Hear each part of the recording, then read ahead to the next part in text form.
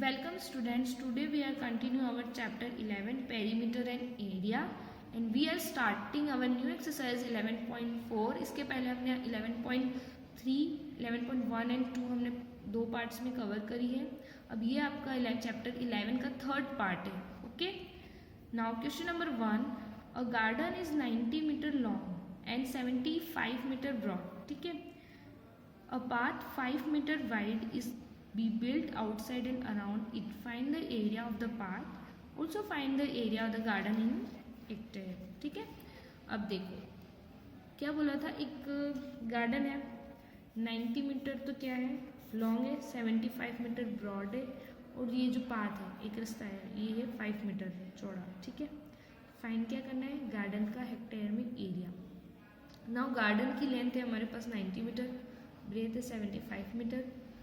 Path की जो outer length है, जो ये पाथ जा रहा है इसकी जो आउटर लेंथ है ये कैसे निकालेंगे हम. देखो 90 प्लस 5 प्लस 5, क्योंकि 90 प्लस 5 प्लस 5 ये वाला 90 इधर वाला 5 और फिर इधर वाला 5 दोनों जुड़ेंगे और इस 75 में इधर वाला 5 और इधर वाला 5 दोनों ही जुड़ेंगे. ठीक है. So 90 plus 5 plus 5 100 meter, outer breadth 75 plus 5 plus 5 85 meter. Right. Outer area of rectangular garden with path. ठीक है. पाथ के साथ में तो ये पाथ इंक्लूड करके अगर हम लेंथ और ब्रेथ निकाले तो ये वाली पुट करनी पड़ेगी वैल्यू. लेंथ आ जाएगी 100, ब्रेथ आ जाएगी 85, मल्टीप्लाई करेंगे 85 100 मीटर स्क्वायर. ये हमारा एरिया आ जाएगा विथ पाथ गार्डन का. Now inner area of garden without path. Inner area find करना है, उसमें हमें पाथ इंक्लूड नहीं करना है. So L into B 90 multiply 75 6750 meter square. So now area of path, area of garden with path निकाल लिया हमने. ठीक है. फिर उसमें से हमें माइनस करना है area of garden without path. जो पाथ हम बना रहे हैं ना साइड में 5 मीटर की, उसकी बात हो रही है. ठीक है. तो area of garden with path हमने फाइंड किया 8500 और area of garden without path हमने फाइंड किया 6750. अब इन दोनों को माइनस करेंगे तो हमारे पास आ जाएगा area of path. So we will get 1750 meter square. Now since hectares में बताना है तो 1 मीटर स्क्वायर इक्वल 1/10,000 हेक्टेयर्स. ठीक है. ये हेक्टेयर्स का इस तरीके से होता है. ठीक है. Therefore 6750 meter square equal 7750 upon 10,000.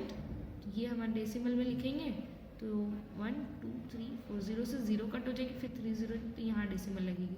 So 0.675 hectares. Okay. Now coming to the next question, question number 5. A path 1 meter wide is built along the border and inside a square. Garden of side 30 meter. Find the area of the path. एक तो area of path find करना है. The cost of planting grass in the remaining portion. जो बचा portion है वहाँ पे हमें घास उगानी है. Of the garden at the rate of 40 rupees per metre square. Side of the square garden 30 metre. Width of the path along the garden 1 metre. Side of square garden without path 30 minus 1 plus 1 30 minus 2 28 metre. ठीक है. अभी मैं उसको diagram से बताती हूँ आपको. देखो ये एक स्क्वायर गार्डन है, इसकी स्क्वायर है तो सारी साइड्स इक्वली होंगी. लेंथ और ब्रेथ का तो सवाल ही नहीं उठता. ये 30 मीटर है तो ये भी 30 मीटर होगा. राइट. और इसके अब ये जो है ये पाथ है हमारा. ठीक है. ये चारों तरफ इसके पाथ बनाई है और यहाँ पे हमें ग्रास प्लांट करने हैं. ठीक है. अब अगर ये और ये कम हो जाता है तो देखो इधर से भी 1 मीटर कम होगा और इधर से भी 1 मीटर कम होगा तो टोटल कितना हो रहा है 2 मीटर कम हो रहा है. सो 30 माइनस 2 तो क्या हो जाएगा 28. तो ये वाली जो साइड है ये हो जाएगी 28 मीटर 28 मीटर और ये सारी साइड क्या हो जाएगी 28 मीटर. तो अभी जो मैंने आपको बताया था 30 minus in the bracket 1 plus 1 तो वो ऐसे हुआ. ठीक है. अब हमें फाइंड करना now area of path equal area of ABCD area of EFGH. ये वाला ABCD ये वाला एरिया और EFGH ये वाला एरिया. ठीक है. इस इन दोनों को माइनस करना है, उससे हमें मिल जाएगा ये वाला एरिया पाथ वाला. सो साइड इनटू साइड करेंगे इसमें तो AB multiply AD EF multiply EH. 30 multiply 30 28 multiply 28 900 minus 784 will get 116 meter square area of path. अब हमें फाइंड हो गया है। अब रिमाइनिंग पोर्शन जो है उसका एरिया क्या है, 28 multiply 28 784 meter square. Okay, now the cost of painting grass in 1 meter square of the garden 40 rupees लग रहे हैं 1 मीटर स्क्वायर पे।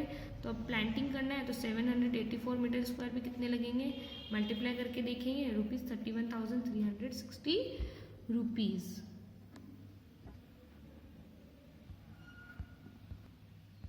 नेक्स्ट क्वेश्चन भी है question number 7। Through a rectangular field of a length 90 meter and breadth 60 meter. Two roads are constructed which are parallel to the sides and cut each other at right angles. अब देखो ये जो question है ये diagram से ही clear हो पाएगा कि आप अंडरस्टैंड अगर इसको करते हो तो ये डायग्राम देखना पड़ेगा। तो मैं आपको डायग्राम दिखाती हूँ और क्वेश्चन आप बुक में देखो, रीड करो। देखो क्या दिया है, ABCD, ये रेक्टेंगुलर शेप है, फील्ड है और इसकी जो लेंथ है वो है 90 मीटर, ब्रेथ है 60 मीटर, राइट। यहाँ तक आया समझ में। फिर 2 रोड्स जा रहे हैं, कंस्ट्रक्ट करना है ये 2 रोड्स, ठीक है, ये रोड्स है, are constructed which are parallel to the sides, parallel है, and cut each other at right angles. Right angles पे क्या कर रहे हैं, कट कर रहे हैं। राइट एंगल्स तो आपको पता है 90 डिग्री से बनते हैं। Through the centre of the fields if the width of each roads is 3 meter fine, ठीक है। नाउ अब हमें फाइन क्या करना है इसमें, the area covered by the roads and the cost of constructing the roads at the rate of 110 rupees per metre square. Now given PQ दिया है हमें 3 metre and PA 60 metre, EH 3 metre and EF 90 metre and KL 3 metre and KN equal 3 metre. ये सारी हमारी values है। Now area of roads equal area of PQRS plus area of EFGH minus area of KLMN. KLMN is taken twice which is to be subtracted, ठीक है। PS अब area find करना है, rectangular shape है सारे तो multiply कर देते हैं हम, length into breadth, length into breadth. PS multiply PQ plus EF multiply EH minus KL multiply KN। तो PS हो जाएगा 60, PQ 3 है हमारे पास, EF की वैल्यू 90 है, EH 3 की है, KL और KN की वैल्यू हमारे पास 3 है। So 3 6 18, 180 plus 270 minus 9, 441 meter square. Now the cost of 1 meter square constructing, 1 meter square का जो कॉस्ट है वो है 110 rupees. So the cost of 441 meter square constructing the roads multiply करेंगे 48,510 rupees. Therefore the cost of constructing the roads 48,510 rupees. Next question we have question number 8. Pragya wrapped a cord around a circular pipe of radius 4 centimeter. Figure आपको दिया है book में, adjoining है figure, and cut off the length required of the cord. Then she wrapped it around a square box of side 4 centimeter also shown. Did she have any cord left? ठीक है, देखो radius of pipe, अब pipe है तो जो उसका face होगा आगे से अगर हम देखते हैं तो हमें कैसा दिखता है, सर्कुलर शेप में ही दिखता है ना। अब रेडियस ऑफ पाइप है 4 सेंटीमीटर, रेपिंग कोड उसको करना है, कोड रैप करनी अराउंड सर्कुलर पाइप के, ठीक है। वो उसको करने के लिए हम क्या निकालना होता है, हमें 2πr, उसको सर्कमफ्रेंस निकालना होता है, ठीक है।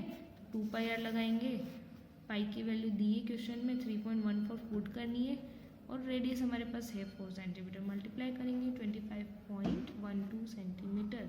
ये इतनी रैपिंग हमें करनी है, इतनी centimeter. Again wrapping cord around a square, अब स्क्वायर पे करनी है हमें, राइट। तो अब हमें जो करनी है तो हमारा जो स्क्वायर का है 4 इंटू साइड हो जाएगा पेरीमीटर, तो फॉर्मूला तो यही होता है ना, आसपास रैपिंग करनी है तो पेरीमीटर टाइप। 4 इंटू 4 साइड दी है हमें 4 सेंटीमीटर, 4 इंटू 4 16 सेंटीमीटर। नाउ अब रिमाइनिंग कोड कैसे फाइंड करेंगे, जो हमने रैप्ड ऑन पाइप किया और कोड रैप्ड ऑन स्क्वायर किया उन दोनों को माइनस करके हमें रिमाइनिंग कोड मिलेगा। तो code of wrapped on pipe minus code wrapped on square, तो हमारे पास वैल्यू है 25. और 4 wrapped on square 16 माइनस करेंगे we will get 9.12 centimetre. Thus she has left 9.12 centimetre code. इतना जो है वो बच जाएगा. ठीक है. 11.4 का क्वेश्चन नंबर 11 अब हमें करना है. So find the area of quadrilateral ABCD. Here AC 20 centimetre, BM 3 centimetre, DN 3 centimetre है. BM जो है परपेंडिकुलर है AC पे, DN परपेंडिकुलर है AC पे. ठीक है. ये डायग्राम हमको दिया है ABCD. अब देखो ये एक रेक्टेंगुलर शेप ही दिख रहा है, क्वाड्रिलेटरल है. ठीक है. अब इसी के अंदर यहाँ पे देखो ट्रायंगल भी बन रहा है. ये यहाँ से अगर ये लाइन कर देते हैं एक ये ट्रायंगल बनता है, यहाँ से ये लाइन कर देते हैं एक ये ट्रायंगल बनता है. ठीक है. देखो क्या हो जाता है, फिर ये तो बेस बन जाता है इन दोनों ट्रायंगल का, और ये वाली जो है ये हाइट बन जाती है. इस ट्रायंगल की ABC की हाइट ये हो जाती है और ADC की हाइट ये हो जाती है. ठीक है. तो अगर हम इस क्वाड्रिलेटरल का एरिया हमें फाइंड करना है तो अगर हम क्या करेंगे, इन दोनों का फाइंड कर लेते हैं. इस वाले ट्रायंगल का और इस वाले ट्रायंगल का एरिया फाइंड कर लेंगे तो हमें क्वाड्रिलेटरल का मिल जाएगा. राइट.